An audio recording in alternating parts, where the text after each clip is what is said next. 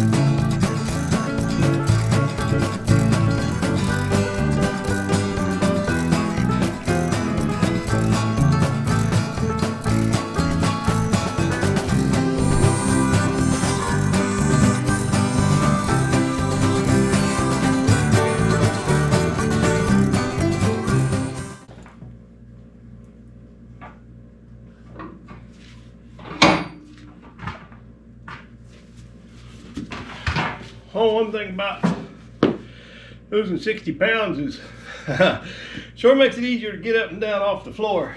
Before I get down and set these arms on that lift, and I about have to call the fire department to come get me up out of the floor. But I have got some crack-lacking to do because I'm way behind, about 2 weeks behind. I had some oral surgery and I've been healing up from that, and it caused another little health issue to flare up. So I'm behind around here. This thing should have been put away a long time ago, but I want to change oil in it before I put it to bed for winter. So that's what I'm about to do, and then it'll be ready to put to bed. And my son's on his way up pretty soon.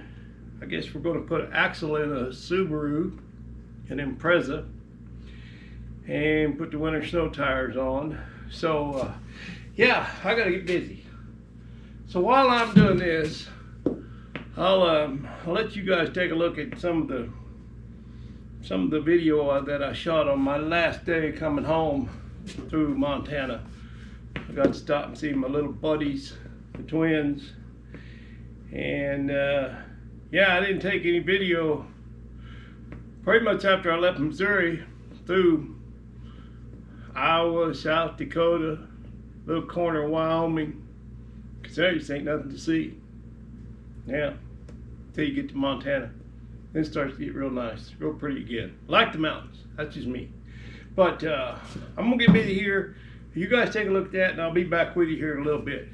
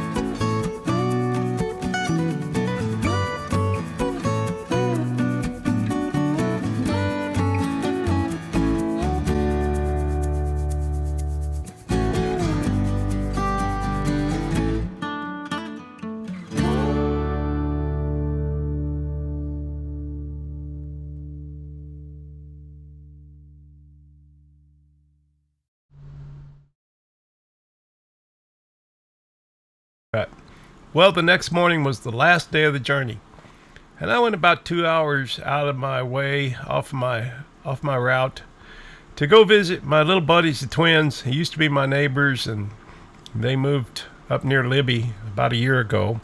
So I haven't seen them, I think, only once since they moved.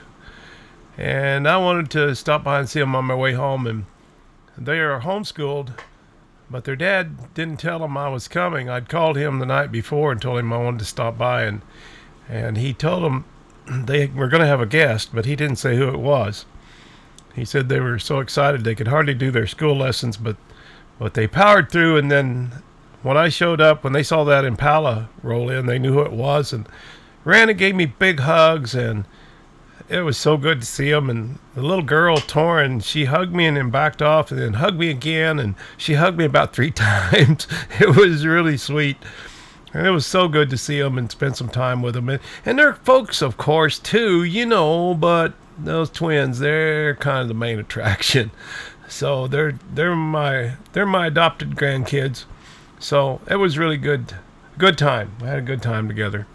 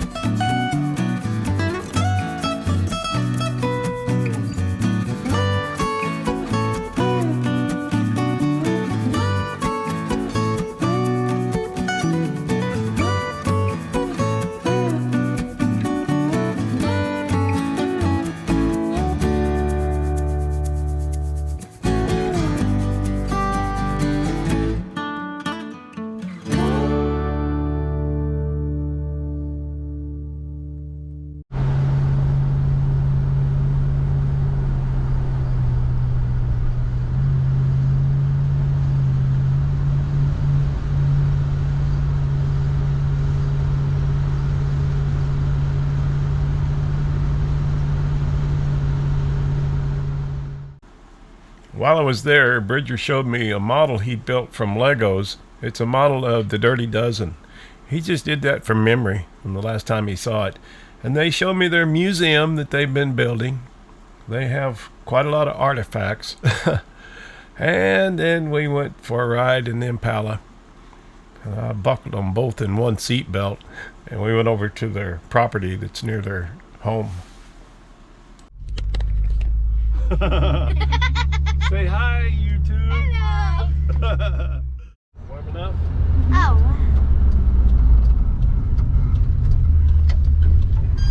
Oh, that's not very far at all. We're here miles. already? Yeah. 2 miles. Wow, I thought it was about 7 miles or something. Nope. Oh, I like the house. Could we still ride back with you? No. Well, if I go back that way, I thought they were talking about me going some other way. But I don't know. Yeah, you can go both ways. you know, when I left there, I ran across something that I really want to go back and investigate a little bit further. In the last video, if you recall, you heard old Waylon say, I'm not sure what's going on here. I want you to look up there on that bench up there. And look over there on that bench. And look along here. Look at this. I'm gonna drive by slowly, see if I can capture some of this. This is amazing.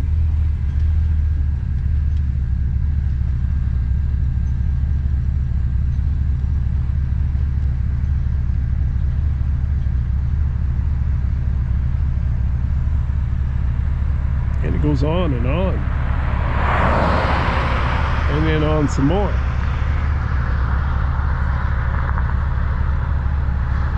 Look at that cab over Dodge. I don't think I've ever seen a cab over Dodge.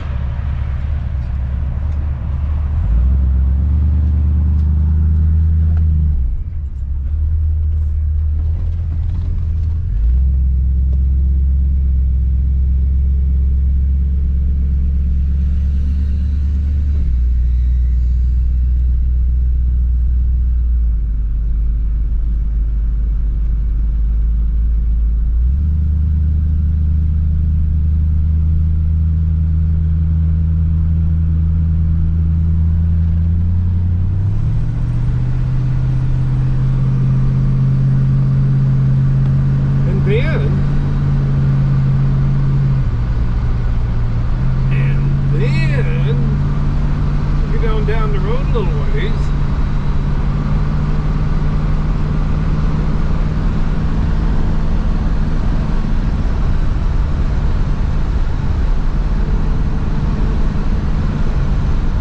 Check it out. There's some more.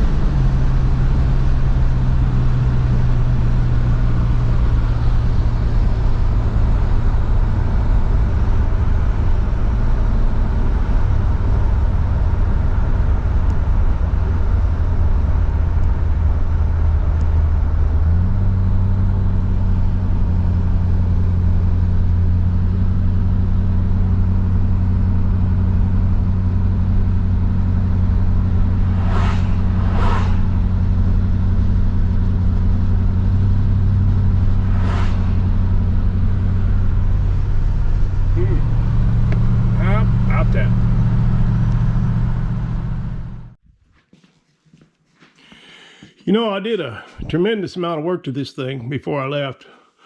Upper and lower control arm bushings, upper and lower ball joints, tie rods, tie rod ends, idler arm, sway bar, bushings. What else? Rebuilt the drive shaft, new U-joints all the way through, and new shocks. Well, no, we did shocks. Well, I had new shocks. I didn't know how new they were, but it turned out they hadn't been on there long. I see one of my little helper springs has traveled a little bit, and one of them stuck up there on the pad. So I got to get some U-bolts on those. We didn't have any. Want to put those on at Mr. Heavy Chevy's, but at least they're both still there, so I can clamp them down now. I'll make a note of that. I did change the pinion seal in this thing before I left. Swapped out the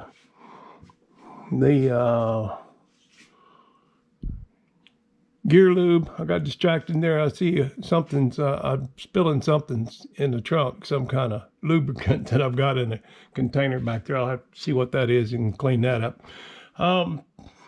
New brakes. New brake shoes all the way around, new wheel cylinders, brake lines. That's a new hose there. I did that at Mr. Heavy Chevy's. I did a brake line here before I left and put one on after I got down there. This one was a little bit too long, the one I had on hand here, but I just put a little loop in it. It's fine. What else I need to do now? The next thing I need to do are bushings back here, because they're really bad. See that? They're really bad. So I want to do that. And yeah, I got to address those little helper springs sooner than later. I wonder if that's tight in there. No, that's just sitting there. They just sit on there, but I will clamp them down. I can get at least one clamp on this side, and I will do that. That one's stuck up there on the pad, but at least it didn't fall out. So yeah, next year I would like to rebuild all the suspension back here. That'll be a chore, but that'll be a good project. Leaking just a little bit of something. I don't know. This, oh, it looks like oil. I'm hoping it's not a rear seal. It might be. I don't see a lot of oil around that hole there, but I don't know. It's an old Chevy. Probably gonna leak a little bit. I'll put a new radiator in before I left.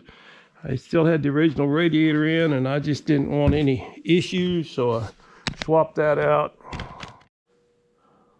Another upgrade that I made before I left was put disc brakes on the front of this thing. And boy, I had YouTubers tell me all kinds of stuff. Yeah.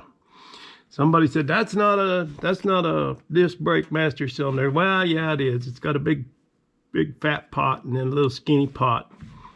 It tapers off way back there in the back, and then somebody else would tell me, no, the line for the rear brakes goes to the front of the master cylinder, and the line for the front brakes goes to the rear. No, it don't. And somebody else told me that I had to put a proportioning valve in the line, the rear line, in addition to this one. Well, no, you don't. You know what I did? I followed the directions that came with the kit. And it worked out just perfectly. So, be careful where you get your advice. That's all I got to say. But, yeah, I'm real proud of the old car. It sure did a good job. And I hope that I can afford to take another trip next year. I don't expect to take a trip like that, but my plan was to go to California and then up the coast and drive this old car there. And you know, I'd probably put another 1,000 miles on it. But I put 7,194 on it as it is. And that's pretty good. That's a pretty good Old Testament for the old girl. So I'm gonna put it to bed now. You know, I was talking about that front disc brake conversion, and I'm really glad I did that, because had I not done that, I'm really quite certain I would have hit that deer in Arkansas. Ran out in front of me. I mean, it was close. It was close anyway, but now this thing stops.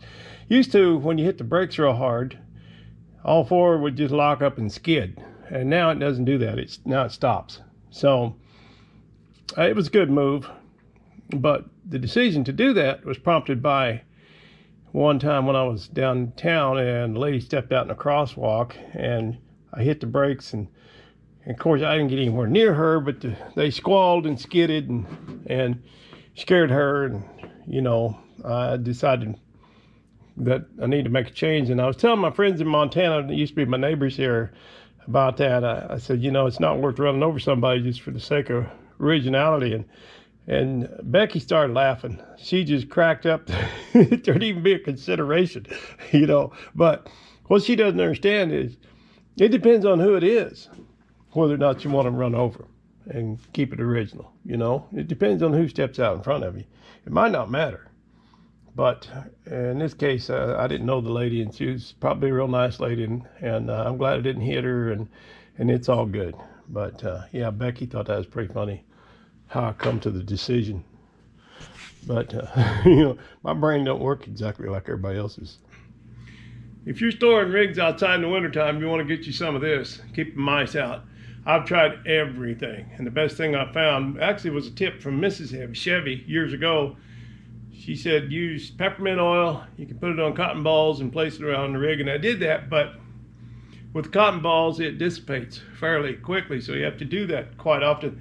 This is a little atomizer bottle, and you can spray it on the carpet, and it lasts a lot longer. And then in the spring, well, I do it about once a month, so it's usually dissipated pretty well by spring. By the time I get this thing out and drive it, at least. Sometimes it's kind of late getting it out, but anyway, it works real well. I do it about once a month.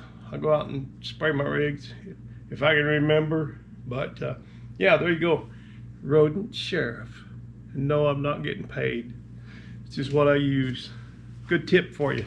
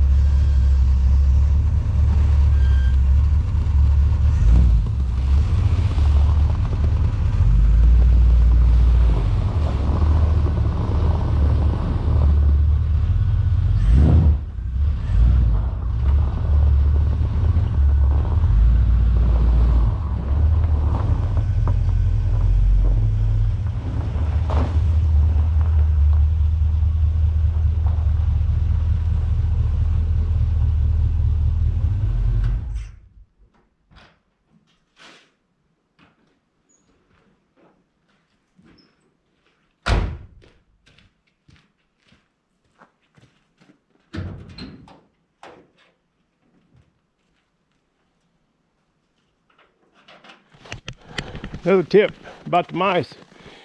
You know, they love to get in under that carburetor, nest in there and chip the wires and make a big mess on the manifold around that carburetor. And if you leave the hood open, they won't do that because they want a dark place. So if you ever notice, I've always got the hoods open on my rigs out here. And that's why. Don't have to worry about having the hood open on that one, do I?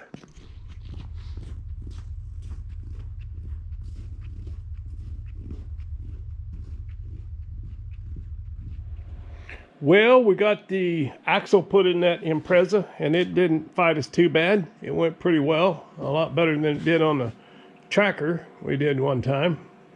Sometimes they can give you a hard time. I'm not sure what I'm going to do next. I've got these patch panels for this. That's pretty bad, and I'm going to fix that. But I've got an outside job coming in first of the week. And I've got to get Noah up here and get his brat. His brat needs some attention, and I was gone for a month, and you can't leave that brat alone for a month if something will go wrong with it. So it needs a little attention. So I need to spend some time with him on it. But yeah, we got to get that 86 Subaru brat up here and take care of a few things on that. And then I've got, like I said, that outside job coming in. And then I've got this friend of mine, Steve. Thank you, Steve. He gave me this to try and use on my roof this winter. Instead of having to shovel that roof all the time, he thought this little guy might work. And it's not very heavy. It's pretty light. I mean, I could pick it up, and I don't want to try and take it up a ladder. I'll set it up there on the roof with the tractor, but it's got electric start. You plug it in and it'll start. And I got to go through that and make that work and tune it up and get it running good. But I won't film that. I know you guys don't care about that. I know what you care about, and I do too. And I want to get some stuff done on this. I mean, that's why it's in here. I gotta get some seats in this thing. I've got to have a place to sit because, boy, I just can't drive it on that milk crate. So two things coming up. I got to get a fuel system on it, and I got to get some seats built for it. So yeah, hopefully next week something's going to happen around here. Like I said earlier, I've been out of commission for a while, but I'm all right. I'm back. All right, guys, that'll do it for this time. You know, when I stopped in Montana to see my friends, my little buddies, the twins, and their folks, Bridger, he came out and checked out my Impala and looked at it for a while, and then he disappeared for about 20 minutes or so, and pretty soon he came back and presented me with this. And that's something. Let me get out of the way and let you take a look. He just turned 10 years old last month. So yeah, a lot of young talent out there, isn't there? Sure is. All right, fellers, I'll tell you what, I sure do appreciate you, and we'll see you next time right here on Webb & Myers Old Iron.